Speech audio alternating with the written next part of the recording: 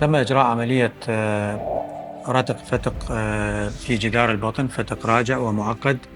المريضة كان سابقا مسوي عدة عمليات بالبطن، من عندها إصلاح الفتق أسفل البطن وإصلاح الفتق أعلى البطن، وكان يصير عندها آلام في البطن وتراجع لمدة أشهر.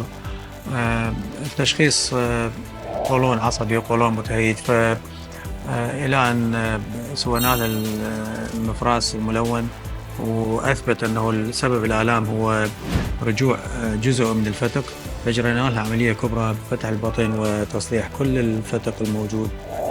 العملية خالية من أي مضاعفات والمريضة بصحة جيدة.